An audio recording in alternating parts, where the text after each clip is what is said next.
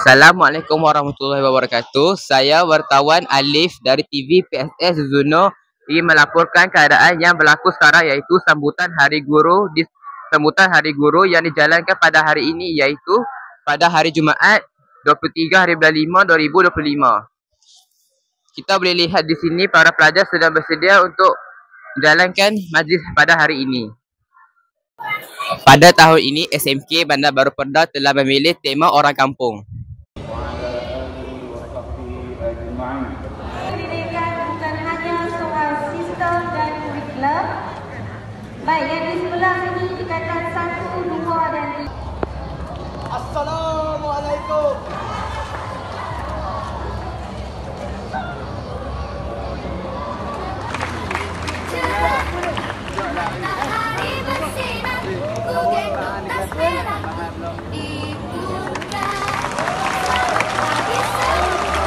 Saya ingin mengucapkan tinggi-tinggi perhargaan.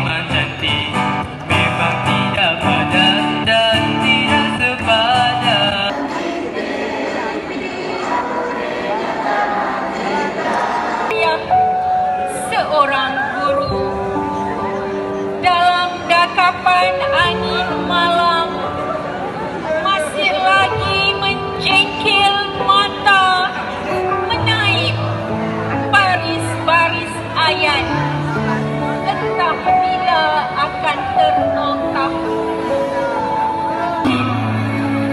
Di kepayahan ini, demi anak bangsa yang masih dahagakan ilmu di dadamu, demi anak bangsa yang kekeringan. Dengan aku ni ada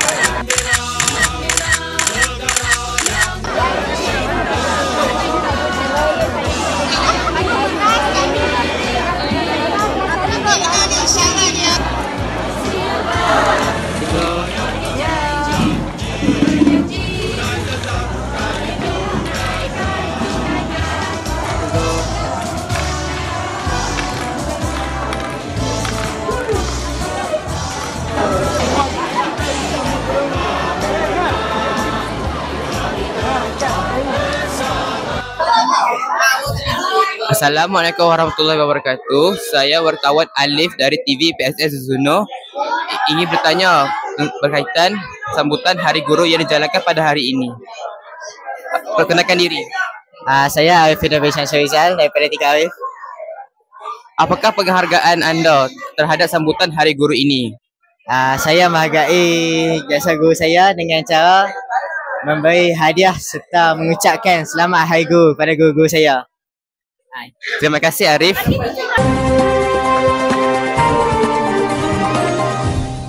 Sekian sahaja wawancara ini sempena sambutan Hari Guru peringkat Sekolah Menengah Kebangsaan Bandar Baru Pedah bagi sesi tahun 2025 yang bertemakan Orang Kampung. Terima kasih juga kepada semua yang terlibat bagi menjayakan program ini. Selamat Hari Guru. Guru pemakin inspirasi generasi madani. Saya Alif melaporkan untuk TV PSS Zuno.